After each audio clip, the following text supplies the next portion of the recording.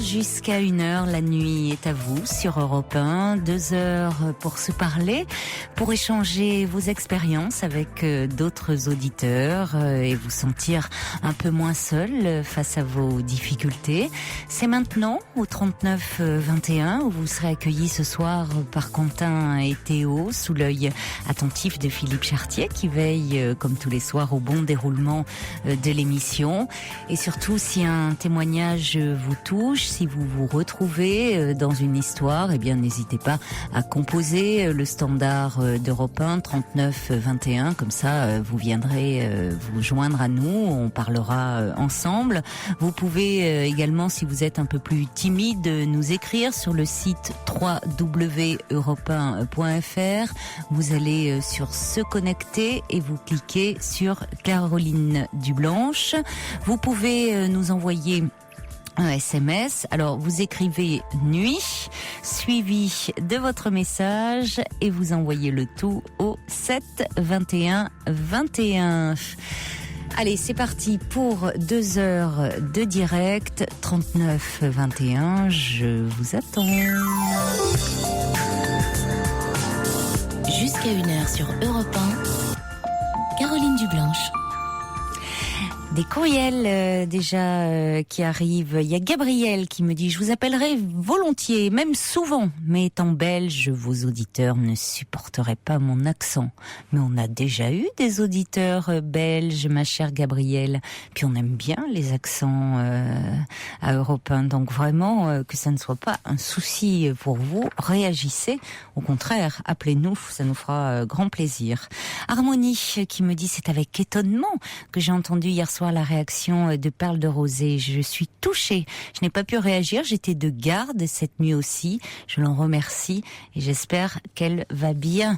Elle va bien, hein, Perle de Rosée. Elle m'a envoyé un savoureux message comme elle sait le faire pour me souhaiter de très belles vacances. Merci à vous, chère Perle de Rosée. Et puis je découvre qu'il y a un Gargamel dans cette émission. Heureusement, on n'a pas de Schtroumpf et de Schtroumpfette. Et Gargamel qui me demande si le roi Georges m'a amené danser hier soir après le direct. Eh bien non, figurez-vous. Il a dû trouver une autre Cendrillon à amener danser. Ah non, même pas. Je me suis dit, tiens, il va peut-être me faire la surprise. Personne. François Ier, pas de carrosse, même pas une citrouille, une vulgaire citrouille. Ah, rien, nada. Pas de Georges, rien. Voilà mon cher Gargamel. En tout cas, merci pour votre message. Allez, on va accueillir tout de suite Hervé. Bonsoir Hervé. Bonsoir Caroline. Bonsoir.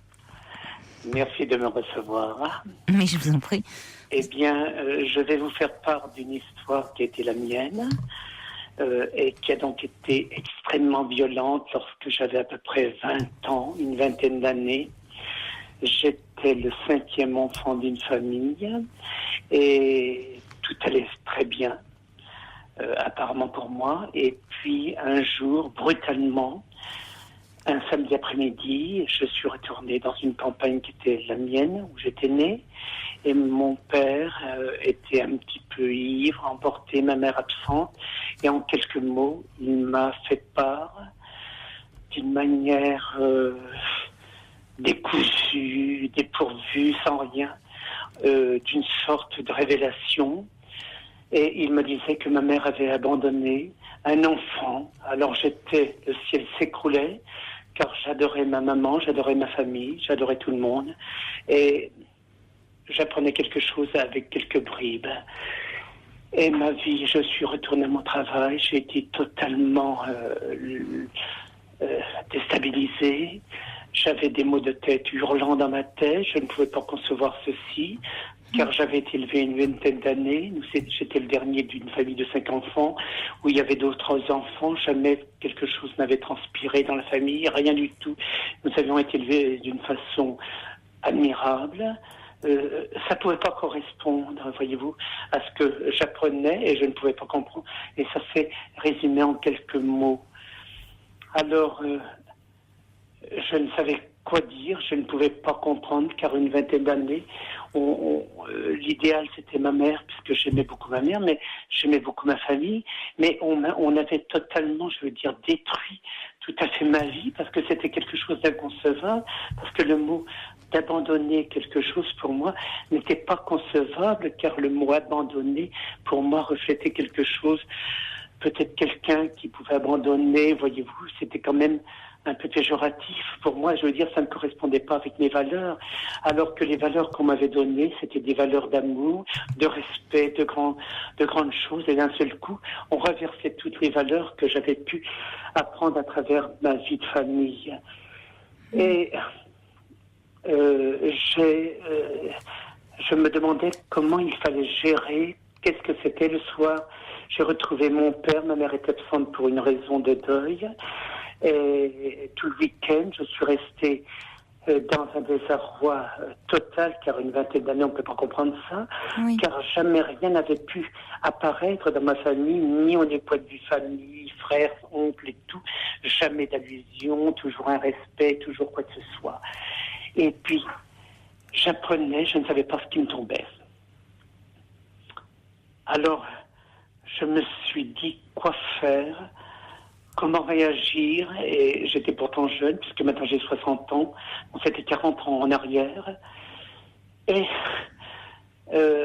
quand ma mère est revenue le week-end qui a suivi, je l'ai regardée, je me suis dit, mais c'était quelque chose qui encore, il y avait plein de choses qui ne pouvaient pas concorder avec l'image que j'avais de ma maman, et de rien, et voilà. Et puis, aborder ceci, ça m'a verrouillé totalement.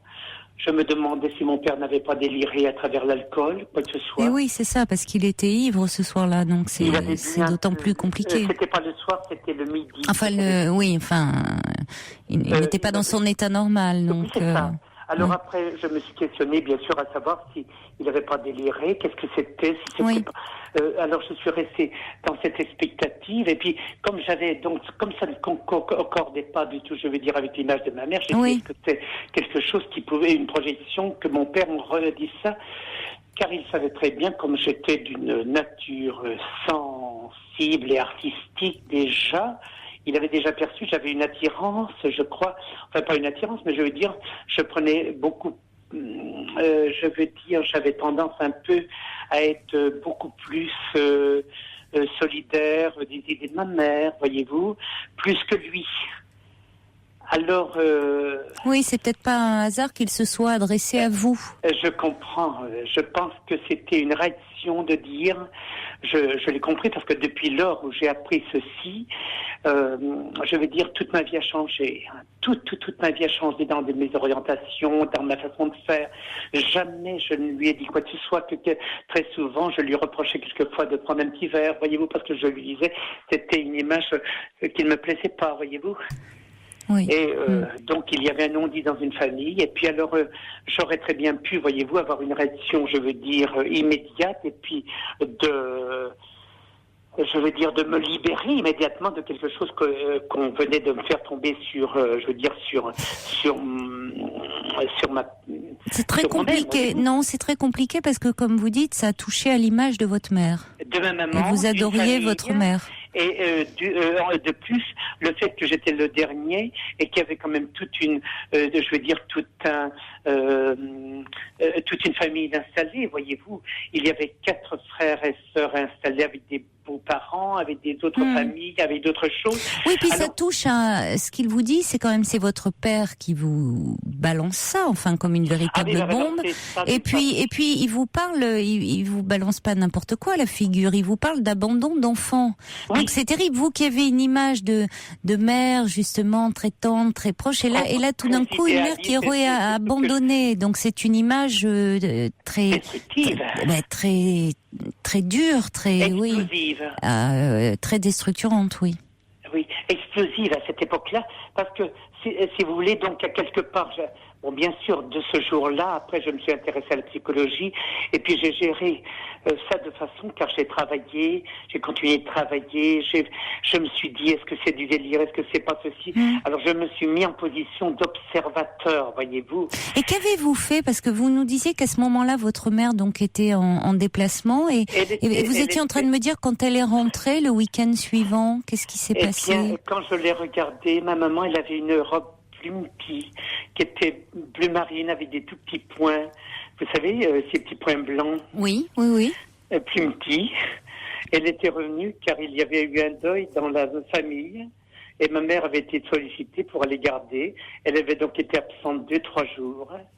Et c'est de là, dans ce week-end, que j'ai eu cette révélation explosive, bien sûr. Mais pour quelqu'un d'une vingtaine d'années, et si ça avait été une révélation, je veux dire, une explication, tout aurait changé, mais c'était en quelques mots, ta mère a abandonné une fille. Ça c'est limité à ça, point stop. Alors, je pouvais pas croire, parce que rien ne correspondait à tout, à toute, je veux dire, ce que ma mère nous avait éduqués les uns les autres, voyez-vous, à toute l'élaboration d'une famille, avec des valeurs et tout, voyez-vous, c'est ça. C'était même pas imaginable, parce que je me demandais comment ça pouvait se faire, et surtout à 20 ans, à 22 ans, c'était quelque chose, je lui dis, explosif. Alors, ce que j'ai fait, lorsque ma mère est revenue, je l'ai regardée. Et j'essayais de scruter. Et de là, je suis partie dans une phase qui a duré de nombreuses années, d'une phase d'exploration, de gaieté, de sentir si ce qu'il m'avait dit pouvait exister, si cela pouvait être vrai, car je me suis demandé le fait que, comme il avait donc été quand même sous l'influence de quelques 2-3 verres de rouge, oui. C'était quand même léger, mais enfin, je pense que lui a dû être aussi sous un poids par la suite. Et quelques années m'ont quand même valu, j'ai fait le choix de ne rien dire et de voir si je pouvais guetter, voir si je pouvais pressentir quelque chose qui me mettrait dans une vérité qui m'annulerait ce qu'il avait peut-être pu dire dans quelque chose. Et c'était extrêmement dur, car il m'a fallu paraître idem avec tout ce qui n'était plus, et je ne pouvais plus avoir le même regard avec ma maman, malgré tout cela.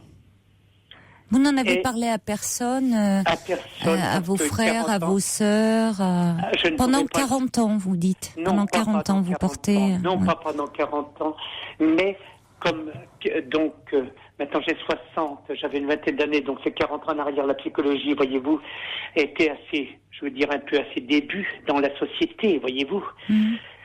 Et j'ai fait le choix de me dire, parce que j'aurais pu bousculer, voyez-vous, donc si j'aurais été comme quelqu'un, j'aurais pu avoir une réalisation, de voir ma mère dire, écoute, voilà, tu vois, mon père, qu'est-ce que c'est ceci, qu'est-ce que oui, certains auraient pu y aller de façon plus brute, de décoffrage et moins, s'ils n'avaient pas eu votre sensibilité, peut-être. Plus, je veux dire, peut-être plus simple pour moi, parce que j'aurais mis les pieds dans le plat tout de suite. Oui, mais vous sentiez confusément qu'il y avait un secret derrière ça. Oui. Donc c'est très difficile de lever un secret. Oui, c'était très lourd. Et surtout, voyez-vous, je savais qu'il y avait des gens préservés. Oui. Et des gens préservés, c'est-à-dire c'était des beaux-frères, c'était des belles-sœurs, c'était des neveux. Ah, c'était votre mère, certainement, surtout. Comment ? C'était votre mère aussi. Ma mère et toute la famille. parce que je ne pouvais pas Oui, savoir... mais vous aimiez terriblement votre mère, donc J'adorais ma maman. finalement, lui poser la question, c'était aussi peut-être la faire souffrir. Je voulais la préserver si c'était dans le cas éventuel vis-à-vis de ses belle-sœurs. Cette révélation était confirmée, c'était aussi terrible. Je veux dire vis-à-vis de ses belles-filles. Mais qu'avez-vous appris finalement? Eh bien, quelques années après, le ciel m'a quand même éclairé. Et je veux dire qu'il n'y a pas de hasard. Et après quelques années, eh bien, j'ai appris avec... c'est pour ça que, voyez-vous, j'ai peut-être souffert énormément, mais à quelque part, mon guide intérieur m'a quand même fait patienter. C'était très dur et un concours de circonstances qui n'est pas de circonstances. Dès que mon père était mort, il a été privé de la parole, il est mort, et dès qu'il était mort, eh bien, j'ai eu une réponse à cela par un concours non fortuit, mais tout à fait par une circonstance qui m'a donc libéré et qui m'a éclairé et qui, bien sûr, c'était très dur à vivre, parce que de là, j'ai été à la rencontre par une circonstance d'un cousin à ma mère et que je n'aurais jamais dû même pratiquement rencontrer et autres. Et là, je l'ai rencontré. Et de là, j'ai poussé un peu la porte car j'avais au préalable été voir un psychologue une fois à Paris. Ça remonte à très longtemps. J'avais raconté la première fois mon histoire. Et de là, je me suis retrouvé avec un cousin dans une campagne. Et puis après, parce que comme je ne savais pas si c'était vrai... Donc vous êtes allé voir ce cousin après la mort? Je me suis retrouvé chez un cousin que, par circonstance, oui. c'était un cousin à ma maman, de son âge. Et puis je lui dis, tiens, j'étais celui qui connaissait un peu quelque chose, j'ai tatillé un peu pour savoir... oui, mais on sent bien que vous avez du mal à... Que j'ai tatillé un peu, je veux dire, pour ouvrir la porte. Et puis alors, je dis, qu'est-ce qui s'est donc passé comme si j'étais au courant exactement, voyez-vous. Oui. Et il m'a fait une révélation qui était extrêmement dure. Mais on sent encore aujourd'hui que c'est dur pour vous, puisque mais bien sûr, et en même temps vous voulez en parler puisque vous nous appelez ce soir, donc. Mais bien sûr. Vous savez pourquoi? Parce que j'apprenais que ma maman avait donc été abusée d'un monsieur qu'on dirait aujourd'hui pédophile. Elle avait 13 ans et comme elle était d'origine un peu bourgeoise, enfin je veux dire d'une famille un petit peu plus cultivée, eh bien ce monsieur, dans la région de l'Est, où elle se trouvait momentanément, a abusé d'elle, et elle s'est donc retrouvée enceinte, avec un petit bébé, qui a donc été une fille, et là, mon grand-père, bien sûr, qui avait donc été muté à cette époque-là, dans cette région-là, est devenu à moitié fou, et ils ont conjugué, fait n'importe quoi, et ils l'ont fait abandonner son enfant à 13-14 ans. Oui, c'est terrible. C'est terrible. Et on les a renvoyés dans leur région, qui était ma région, qui est devenue ma région natale. Oui, donc finalement, elle s'est confiée quand même à votre père. Elle s'est confiée à lui puisque lui était au courant et lui s'est sorti. Alors pourquoi il vous a dit ça à vous et dans ces circonstances-là? Je l'ai compris que par plusieurs phases, Caroline, voyez-vous. C'est que j'ai donc eu après ceci et j'ai compris que moi, voyez-vous, quand je regardais ma mère, comme il m'avait dit qu'elle avait abandonné, je dis c'est pas possible parce que je croyais que je savais que des gens pouvaient abandonner de ça des dont enfants. il s'agit, oui.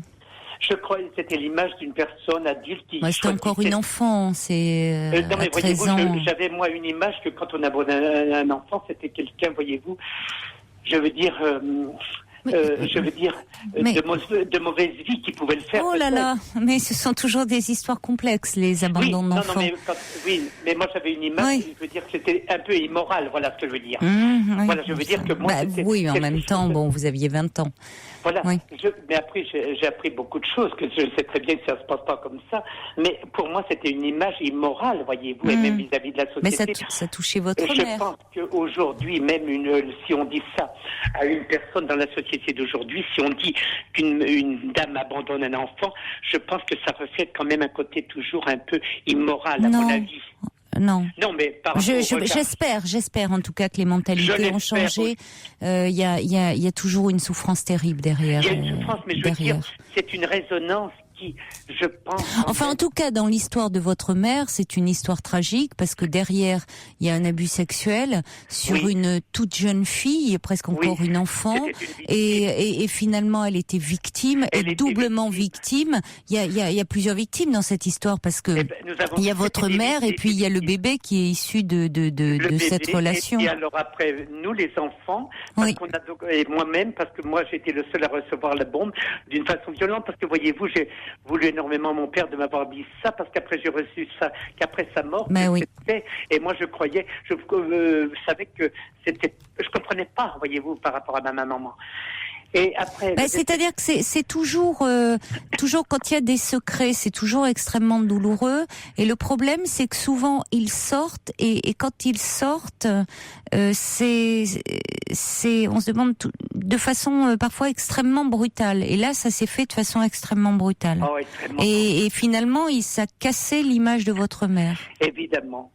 Et comme je l'idéalisais, et je pouvais l'idéaliser car elle était... Mais bien sûr, Je peux vous dire qu'elle nous a élevés avec une admiration. Ça n'enlevait en rien son côté très maternel à votre mère. Et puis en plus de ça, elle adorait les enfants et tout. Évidemment. Mais elle a vécu avec quelque chose. Parce que, voyez-vous, elle a été plusieurs fois victime, car à la suite de cela, donc mon grand-père et son père, donc qui venaient suivre un peu les affaires, il y a eu des tractations et autres, tout ça pour soi-disant sauver certainement une sorte d'honneur et autres, et on ne lui a pas demandé son avis, on l'a bâillonné, on l'a fait revenir après dans la région dont elle était originaire. Et alors après, ma mère ne souhaitait pas, je l'ai entendu plusieurs fois, elle ne voulait pas du tout se marier, parce qu'elle avait peut-être envisagé de voir un peu comment elle ferait sa vie par rapport à la douleur qu'elle avait subie au préalable. Et alors à la suite de ça, comme mon grand-père est mort relativement tôt après, eh bien alors 10 gens de la famille lui ont décidé pour elle de la marier. À votre père? À mon père, qui était une personne intéressante, mais pas du tout correspondante à la personnalité de ma maman. Alors elle s'est retrouvée donc avec quelqu'un qui n'était pas du tout, je veux dire, tout à fait, je veux dire un peu de ses aspirations. Alors elle était donc plusieurs fois bâillonnée. Puis alors, je pense qu'on a dû lui dire, puisque c'était de la famille où il y avait 2 liens parentaux qui se retrouvaient quand même, voyez-vous. Et donc, c'était tout à fait, je veux dire, une histoire, une mécanique que des cousines. J'ai entendu ma mère donc très souvent dire, moi, je ne voulais pas me marier, mes cousines ont décidé, m'ont fait marier, puis voilà.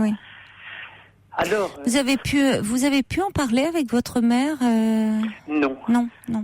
Je n'ai jamais eu le courage. Et j'avais fait des petits moments pour guetter quelque chose parce que je voulais pas. Mais c'est un regret, évidemment. J'ai un regret que j'ai maintenant parce que, voyez-vous, je suis dans une région où j'ai fait beaucoup de recherches, beaucoup de recherches. Parce qu'après, je me suis dit, c'est trop tard, la vie est faite, elle est verrouillée.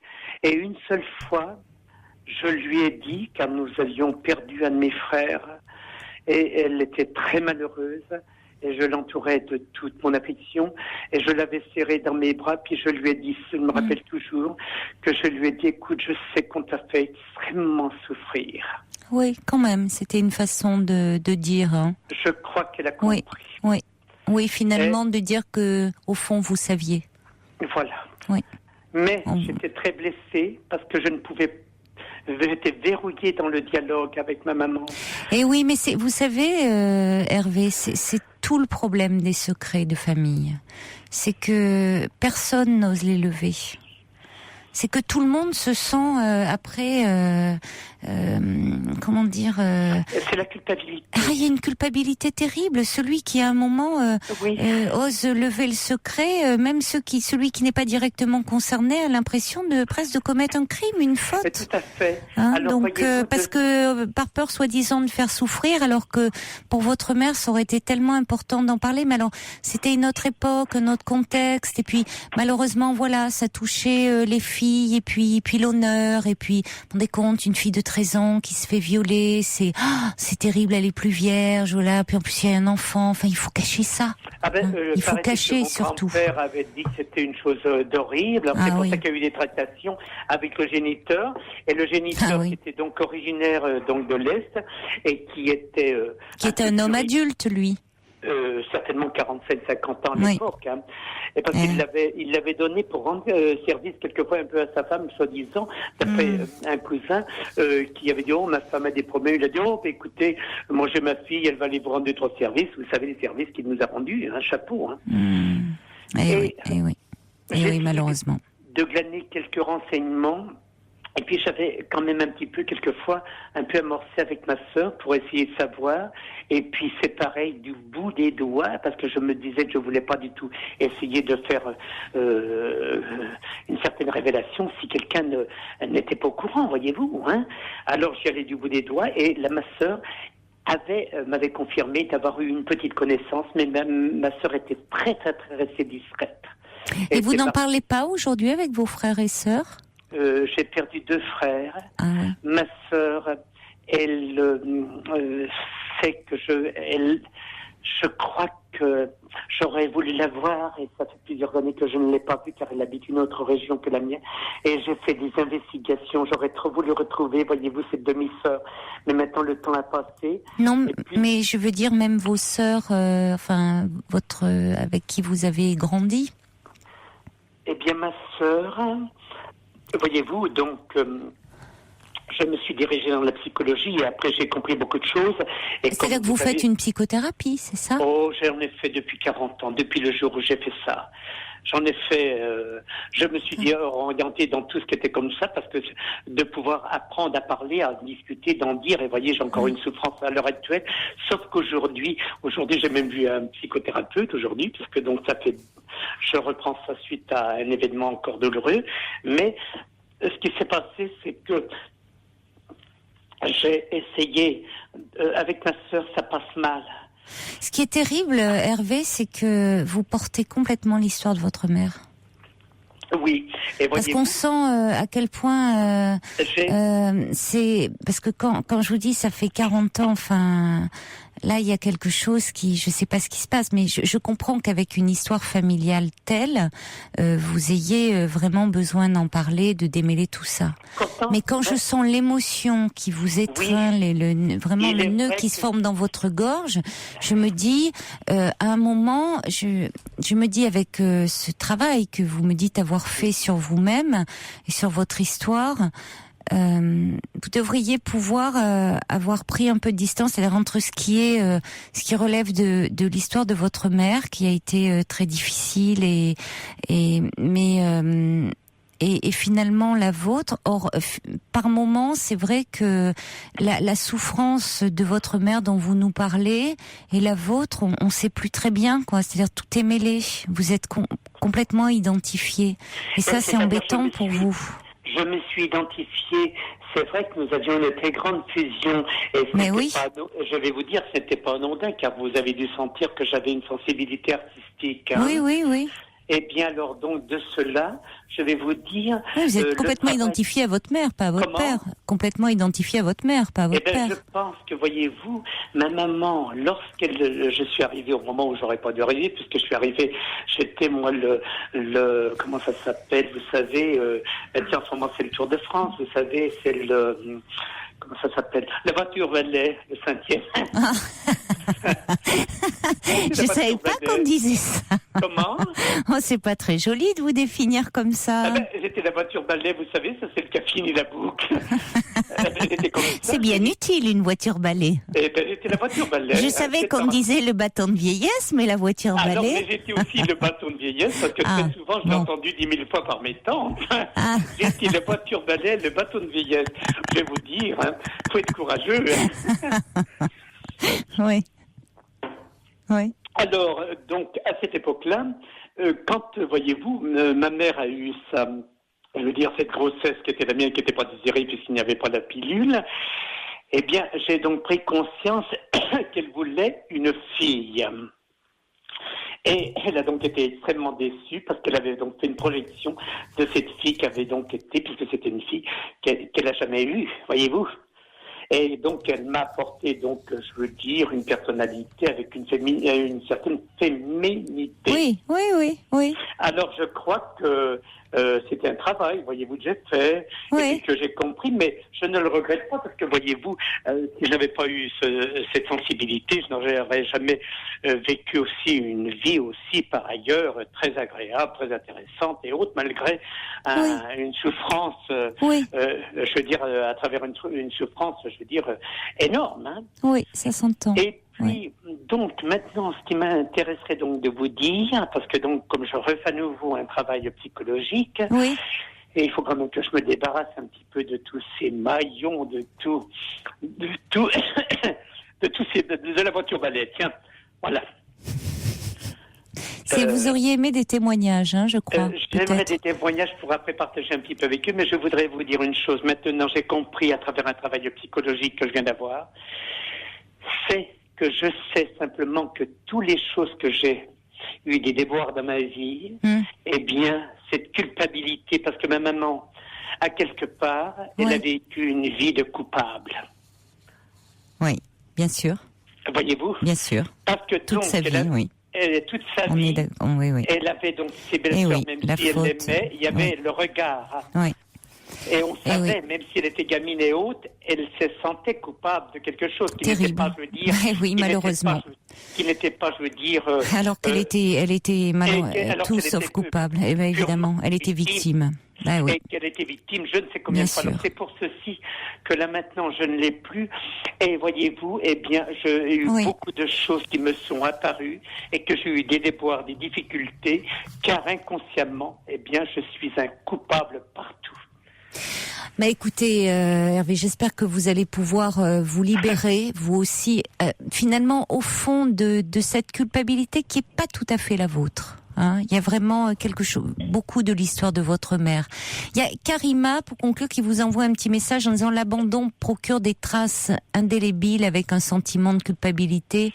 Parler et partager, c'était aussi le sens de votre témoignage très fort, hein, et qui dit, c'est aussi Hervé de Vesoul qui dit très dur, hein, l'histoire de ce monsieur 40 ans plus tard, Hervé qui vous a écouté avec attention, et peut-être vous souhaitiez le témoignage de personnes qui se seraient peut-être reconnues dans ces histoires et qui finalement dans le traumatisme rejaillit sur les générations, sur les enfants, parfois sur les petits-enfants. On est vraiment là-dedans, ce qu'on appelle le transgénérationnel, hein, où des secrets de famille comme ça se répercutent et où ce sont les enfants qui le portent, même si votre mère l'a porté aussi. Merci beaucoup de votre témoignage. Vraiment une dernière chose pour conclure, Hervé, il faut qu'on conclue. De vous dire quelque chose. En début d'année, j'ai voulu appeler une de mes nièces et j'ai voulu donc la recevoir chez moi. Elle est arrivée et je lui ai raconté toute l'histoire parce que je lui ai dit peut-être tu sauras quelque chose si jamais quelque chose jaillit dans ta vie ou dans tes enfants ou dans tes arrières. Voilà ce que j'ai vécu. Je pense que c'est important d'en parler. Et j'ai cité à ma nièce aînée toute cette histoire. Oui, mais vous avez raison, Hervé. D'en parler dans la famille, c'est-à-dire que c'est important que ça ne reste pas un secret. Et même pour votre mère, c'est-à-dire que... Oui.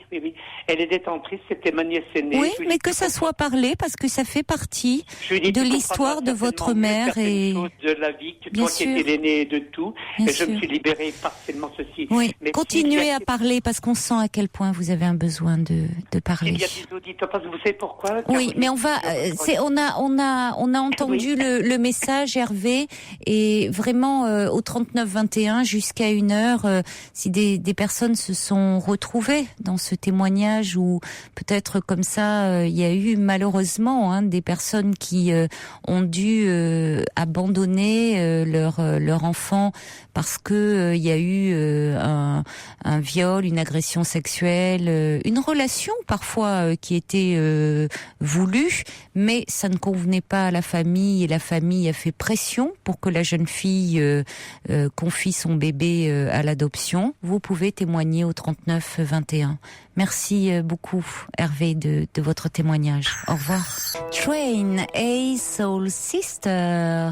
Lily envoie un petit SMS au 7 21 21 code nuit pour dire le témoignage d'Hervé m'a beaucoup ému. Ce secret de famille qui lui a été révélé a dû lui causer une grande culpabilité. Oui, parce que c'est quand ils sont révélés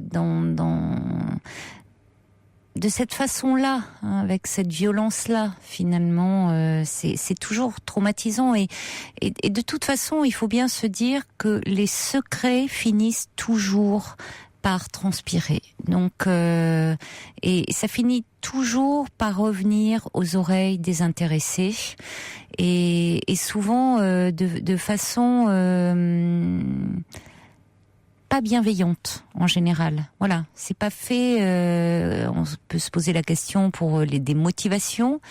Et donc autant dire les choses et réfléchir évidemment à la façon dont on va les dire, hein, parce que on n'assène pas une réalité, une vérité comme ça de n'importe quelle façon. Donc ça demande de réflexion, mais bon, c'est important. Et puis, qu'est-ce qu'il y a d'autre? Vous me faites rire parce que vous faites des essais sur les SMS.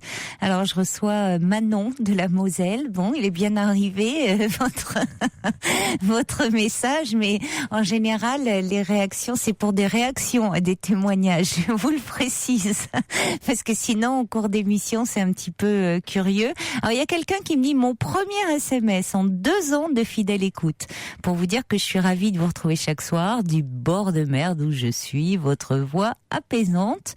Alors attention, c'est limité à 160 caractères, donc là il est pas signé, mais merci. Et puis Joanne qui me dit est-ce que ce SMS vous parvient? Oui, Joanne. Il y a Florent de l'Essonne qui me dit j'ai 14 ans, j'écoute votre émission depuis 2 semaines, je ne m'en lasse pas. Bah, heureusement, parce que si au bout de 2 semaines vous étiez déjà lassé, Florent, merci en tout cas, vous faites partie des plus jeunes hein, de l'émission. Et puis il y a Long Black Coffee qui dit allez, j'apporte mon pourcentage d'audimat, excellente soirée, merci Long Black Coffee. Qu'est-ce qu'il me dit ça? Le maire de Martignac me fait savoir que tout le village est prêt pour recevoir notre chère Caroline, le vin est déjà au frais. Ça c'est pour ma vinothérapie, c'est gentil, mais je me demandais si j'allais pas faire une thalasso cette année. Pour vous contrarier. Non, je sais pas encore ce que je vais faire. Pour tout vous dire, vous voyez, ça va être un peu de l'imprévu. Mais, vous savez, les vignes quand même, hein, les vignes m'inspirent beaucoup. Alors, je ne sais pas. Beau gosse, oui, je vois que Beau gosse est là. Mais m'envoyez pas simplement un prénom, parce que le but quand même de cette émission, c'est de l'interactivité, c'est que vous réagissiez au message. Donc si je me mets à lire des SMS juste pour dire Beau gosse est là, Manon est là, bon, vous voyez, je vais pas faire comme à l'école. Alors qui est présent, qui est absent? Allez, on accueille maintenant Daniel. Bonsoir Daniel. Bonsoir. Bonsoir. Bonsoir. Je coupe l'interphone, hein, je crois, c'est ça? S'il y a quelqu'un qui sonne, vous êtes comme moi avec la technique, Daniel. Je sais pas qui se présente à votre interphone en ce moment. Vous coupez le haut-parleur. C'est mieux. Le haut-parleur, excusez-moi. Oui, je vous en prie. Excusez-moi. Il n'y a pas de souci. Je ne trouve pas toujours les bons termes. Oui, mais vous êtes tout excusé voilà. Parce que vous savez, moi je fais pareil. Hein. Je m'en mêle un peu avec tout ça. D'accord. Eh bien, écoutez, je suis toute émue. C'est vrai que l'histoire qui vient d'être racontée est très en rapport avec la mienne, quelque part, puisque je suis mariée avec un homme homosexuel. Ah. Et donc, actuellement, nous sommes mariés en 1988. Et j'étais certaine, je savais qu'il était homosexuel. Cependant, j'avais confiance en lui. Il avait déjà eu des aventures avec des femmes. Il voulait se marier. Et surtout avec des enfants, je crois. Donc moi, je me suis mariée, j'avais 35 ans. Oui. J'étais pas toute jeune, et lui, il avait 7 ans de moins. Donc, nous avons eu notre premier bébé en 1989, Charlotte, puis Clémentine en 1992. Ne donnez pas Moi. ne donnez pas trop de prénoms, peut-être. Pour vous. Oui, excusez-moi. Oui. Bon, c'est pour vous, hein, pour que, voilà, être moins identifiable, peut-être. Oui, je crois pas qu'ils écoutent. Non, donc, mais pour l'instant, votre entourage. nous avons vécu des années assez difficiles quand même. Moi, j'ai été très difficile après les accouchements. Mon mari n'a pas très très bien supporté. Je me suis sentie vieille tout d'un coup avec des cheveux blancs. J'ai les cheveux tout blancs. C'est très beau, mais à l'époque, je trouvais que j'étais vieille parmi toutes les jeunes mamans, quoi. Voilà. Oui, ça peut être très beau, hein, des cheveux blancs quand ils sont bien blancs. C'est très beau, mais moi, je ressentais mal. Et par rapport à mon corps, j'étais très, je voulais le conserver jeune, svelte comme j'étais le jour de mon mariage, quoi. Parce que je savais que pour mon mari, c'était quelque chose d'important dans la relation sexuelle, certainement, et pour moi aussi.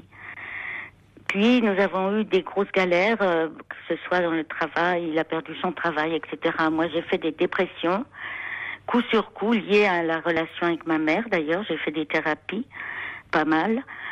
Et aucune n'a vraiment abouti parce que je refusais, je pense. Je refusais de voir la réalité, c'est-à-dire que je suis bipolaire. Donc, jusqu'au moment où, dernièrement, il y a seulement 3 ans, où j'ai rencontré un psychiatre, 3 psychiatres qui ont fait le même diagnostic. Donc, la bipolarité. C'est pourquoi j'ai beaucoup de reconnaissance envers les psys. Et j'aime beaucoup votre émission parce que vous avez vraiment le tact, je sais pas comment dire, dans une séance, parfois on n'a pas le temps en une demi-heure de tout sortir. Ceci dit, bon, il n'y a pas de hasard, hein, je crois qu'il y a un temps pour tout. Donc je crois que j'étais prête aussi à assumer. J'ai été hospitalisée plus d'une fois, hein, donc plusieurs fois, 15 jours, pas plus. Mon mari, il me soutenait plus ou moins. Pour lui, c'était des galères, tout ça, il comprenait peut-être pas. Peut-être qu'il se sentait coupable parce que je suis tombée dans l'alcool et nous avons fait une thérapie familiale. Mes filles étaient jeunes. Oh, oui, 12 ans et puis 2 ans de plus, 14 ans. Donc, jusqu'au jour où, en pleine thérapie familiale, j'ai sorti que mon mari était homosexuel.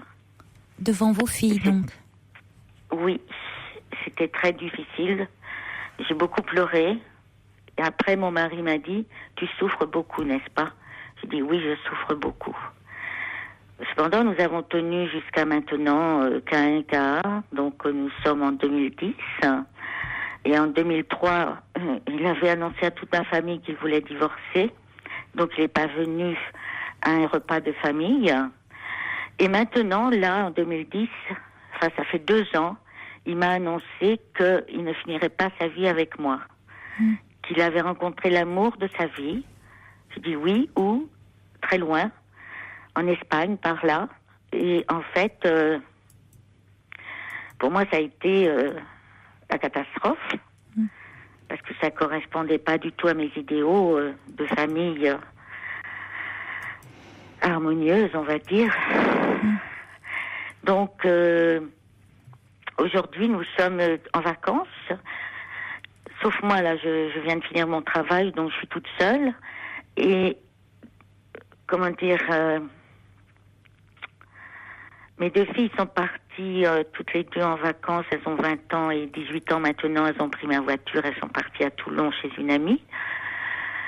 Mon mari est parti avec son amant dans le sud vers l'Espagne. Moi, je suis à Nantes, toute seule, mais je pars pour la première fois en vacances avec une amie. Oui. Depuis bien longtemps, je ne me suis pas permis une telle chose. Oui. Donc, c'est vrai que ça a bougé beaucoup dans mon travail, parce que j'ai eu beaucoup de difficultés après être restée femme au foyer pendant très longtemps, 15 ans. À retrouver une activité professionnelle qui correspondait à ce que j'avais fait avant, parce qu'avant j'étais éducatrice auprès de grands handicapés. Et j'avais un poste qui me correspondait vraiment. Et je dois dire que j'ai beaucoup de chance parce que depuis l'an 2001, j'ai repris comme aide à domicile. J'ai accepté tous les boulots. Et maintenant, je suis auxiliaire de vie. Et vraiment, ça marche très très bien. C'est vraiment extraordinaire. J'ai vraiment beaucoup de compensation, on va dire, dans mon travail, quoi. Oui, bon, Par tant contre, mieux. au niveau de mon couple, je ne sais pas. Je sais pas quoi penser. Vous ne savez pas quoi penser par rapport à l'avenir? Oui. Je sais pas. Mais vous avez vraiment, peur surtout. Voilà. Vous avez peur de l'avenir sans cet homme? Tout à fait. Parce qu'au fond, lui est assez clair quant à son désir. Tout à fait. C'est Quelque vous qui part- avez peur de Oui. le voir Oui. s'éloigner. Tout à fait. Vous dites, au fond, ce qui vous fait peur, c'est que ça mette à mal votre idéal de famille. Mais c'est Tout à plus fait. cet idéal de famille que ça met à mal que votre couple. Oui. Parce que votre couple, c'est déjà un choix très particulier de former un couple avec un homme qui, vous le saviez Tout à qu'il fait. était homosexuel. Oui, tout à fait. Et dernièrement, par contre, je l'ai appelé parce qu'on correspond régulièrement par Internet lorsqu'il part. Et l'autre jour, il avait fait une halte à Paris, chez un couple homosexuel d'ailleurs, un des amis à nous. Et je lui ai demandé comment il allait. Et il m'a dit pas très bien, alors qu'il allait retrouver son amant. Donc là, je ne sais pas très bien quoi penser, quoi. On balance entre peut-être que, peut-être si, peut-être ça, peut-être... voilà. Mais parce que vous ne pensez pas assez à vous. Vous êtes... alors Ok, évidemment, ok. vous avez... dit d'ailleurs pour la première fois, vous vous autorisez à partir avec une amie. Tout à fait. Alors, que vous soyez C'est vrai. très attaché à cet homme et qu'il soit très attaché à vous, hein, il peut y avoir beaucoup d'amour même entre vous, mais finalement, en tant que femme, vous avez certainement certaines difficultés à vous situer vis-à-vis d'un homme. Tout à C'est pas fait, n'importe tout à quel fait. choix que vous avez fait, encore une fois. Vous vouliez à ce C'est moment-là vrai. un enfant et construire une famille. Donc cet homme-là, vous correspondez, et d'ailleurs, finalement, ça se passait bien. Enfin, je veux dire, vous avez construit une famille avec lui. Oui. On a Maintenant- construit une famille et pour moi, tout s'écroule à mes yeux. Enfin, Mais voilà. pourquoi? Parce que j'ai eu un idéal peut-être parental. Oui. Quel était-il que la famille, vos parents Mon étaient? père était handicapé, amputé des 2 jambes. Et après, il a fait un cancer de la prostate, il est mort. Maman, femme au foyer, qui n'a vécu que par rapport à ses enfants, sauf pour moi. Je suis la dernière. Hein. Et en fait, elle s'est mise à travailler pour me payer mes études. Donc, j'ai toujours eu beaucoup de reconnaissance envers mes parents. Oui, Par enfin, contre, vous voyez, j'ai- en même temps, le schéma, c'est quand même assez Oui, lourd, hein. oui. C'est Oui, c'est lourd. entre la situation de votre père, très C'est très très, lourde, très et lourd. puis vous dites maman n'a vécu que pour ses enfants, donc là aussi en tant que Et femme, son elle mari n'existait pas. Et ses enfants, oui. Oui, enfin moi j'ai pas entendu ça. Hein. Vous me dites maman n'a vécu que pour ses enfants. Hein. Ses Donc enfants la et son femme, mari, je sais pas où dirais. elle est. Hein. Ah, quand même. Oui, mais c'était son mari, bon. Ouais. Il a souffert. Il a toujours souffert. Oui, mais il y a et beaucoup même de au moment souffrance et beaucoup de C'est voilà, ça, on est c'est toujours ça. et puis finalement de sacrifice et Oui. on est toujours dans voilà l'abnégation, Oui, oui. Alors il y a quelque Oui, vous chose avez quand même raison. qui se rejoue là et où on n'est pas dans un peu la réalisation de soi-même. Alors et au fond vous avez fait le choix d'être avec un homme où lui bon. Alors c'était clair parce que on peut penser que vous étiez avec lui et que lui le sachant pouvait s'autoriser à avoir ailleurs des histoires. Ça ne veut pas dire que vous étiez la seule femme de sa vie. Mais vous, en tant que femme, il y avait forcément, c'est pas une situation, si vous voulez, très très valorisante pour vous. Tout à fait. Parce que même si vous vous sentiez aimé de cet homme, parce que je pense qu'il pouvait sincèrement vous aimer. Il peut sincèrement vous aimer. Je crois. Mais oui, mais ça, je ne sais pas, je ne mets pas en doute. Mais néanmoins, tel qu'il est fait, son désir le porte vers des hommes. C'est comme ça.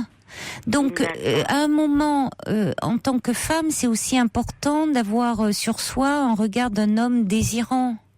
Quand vous dites qu'à un moment, lorsque vous vous êtes senti un peu vieillir, c'est angoissant et tout, le fait à ce moment-là d'avoir un homme qui vous désire, ça aide quand même à traverser ce cap.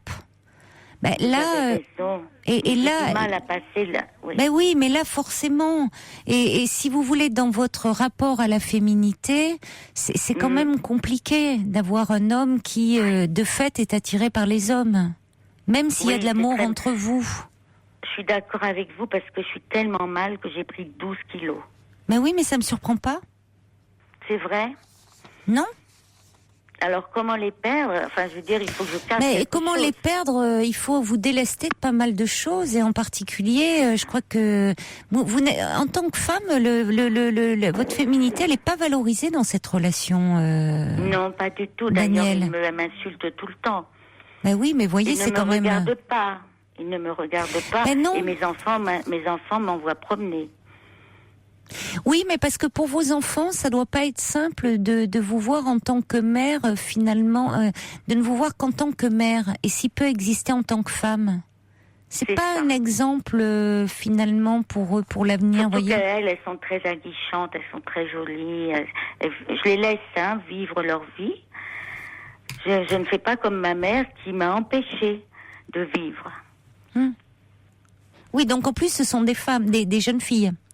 Tout à fait, oui, oui. Deux filles. Oui, donc elles ont besoin aussi d'avoir une image pas seulement de mère, mais de mère qui est aussi une femme par rapport au couple. Vous voyez, où il se passe quelque chose dans le couple des parents et qui a aussi une existence en dehors de la mère. Et elles savent que le papa, elles savent que leur père est. Et oui, donc c'est assez perturbant. C'est assez perturbant parce que l'image de la féminité, si vous voulez, est aussi donnée par le père, beaucoup plus que par. Ah oui. D'ailleurs, il les adore et c'est lui qui les habille. Oui, d'accord, mais l'image de la féminité, elle est donnée par le père, pas tant parce que le fait que le père les amène dans les boutiques et faire les boutiques. C'est par le regard qu'il porte en tant qu'homme sur ses filles. C'est ça qu'il valorise en tant qu'homme la féminité. Pas parce il l'a fait avec sa mère. Il l'a fait avec moi au début du mariage. Ouais, mais tout ça est très complexe quand même. Il est homosexuel aussi. Oui, mais Daniel, il y a des choses je crois que maintenant, il y a peut-être des choses. Bon, lui, il fait un choix de vie qui est le sien. Oui. Je pense que maintenant, vous avez construit une famille. Elles sont là, vos filles. Elles restent avec vous. C'est bien. Vous avez réalisé ce projet. C'est important. Vous l'avez. Oui. Maintenant, je crois que il est temps de penser à vous. Et vous avez encore du temps pour peut-être vivre votre vie, vous de femme. Vos filles, elles sont avec vous. Pensez davantage à vous. Et laissez peut-être lui vivre sa vie. Vous garderez un lien de temps, vous avez vos filles, vous resterez les parents de ces jeunes filles. Mais pensez davantage à vous en tant que femme. Bonne chance, merci. Daniel. Au revoir. Merci beaucoup. Au revoir. À bientôt. Au revoir.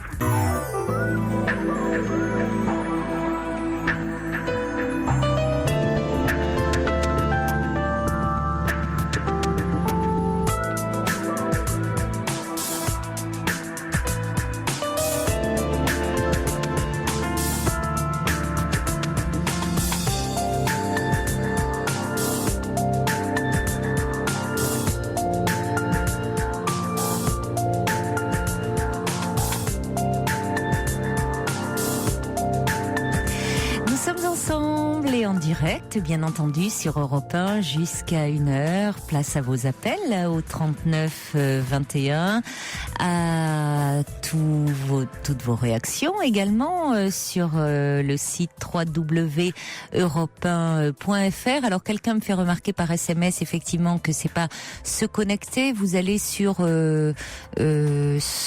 contactez-nous et vous cliquez sur Caroline Dublanche.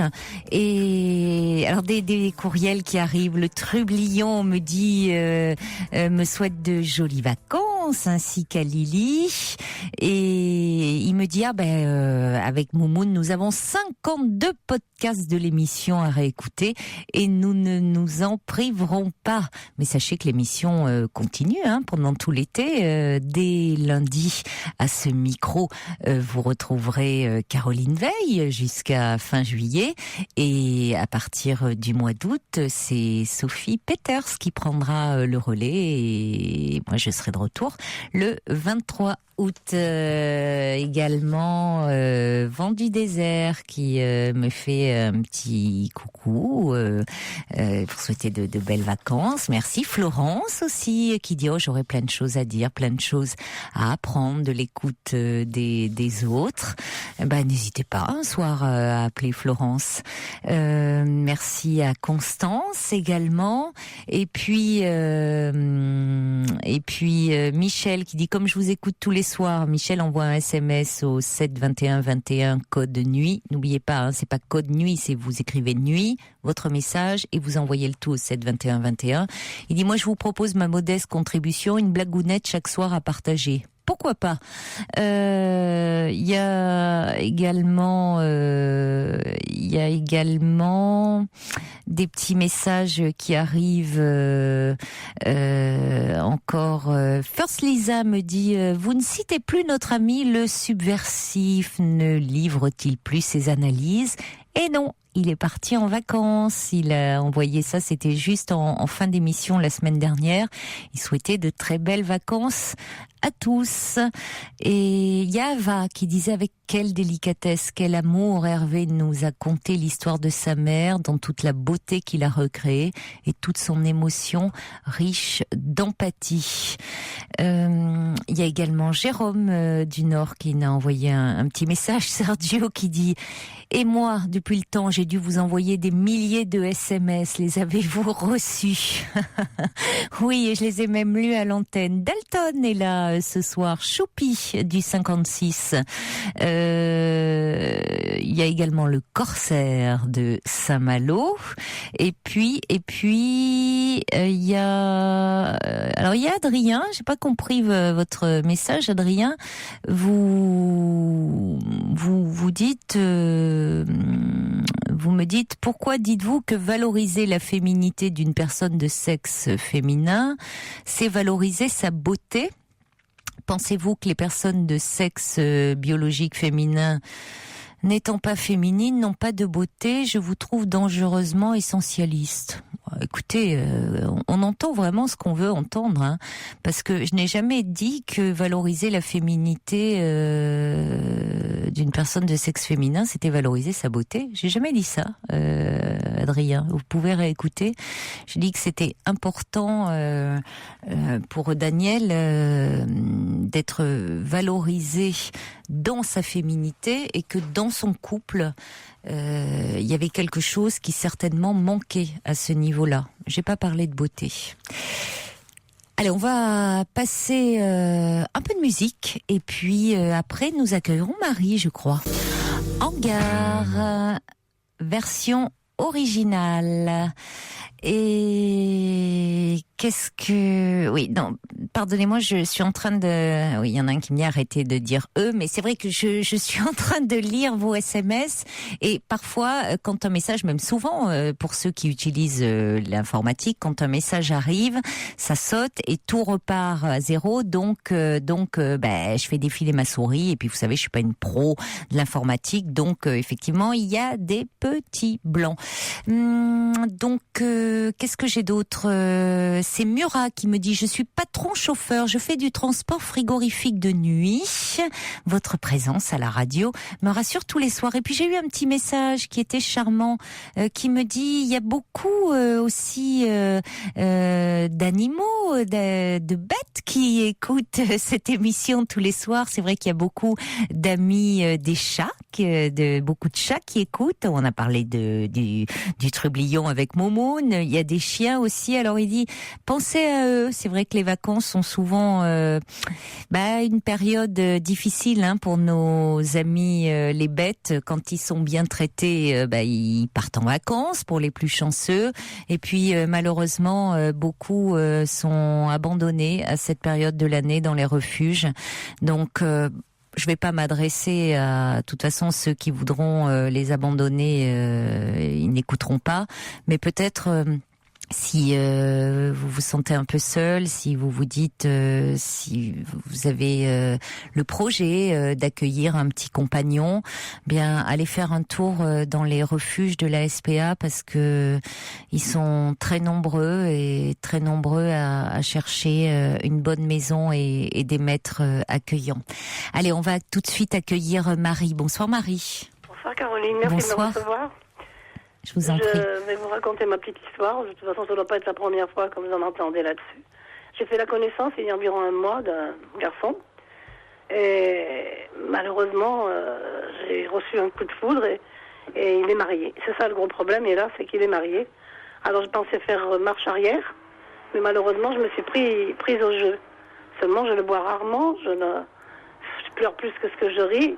Il est marié avec une personne âgée, bien plus âgée que lui. Mais elle a mis le pli dessus et il marche pas, il court.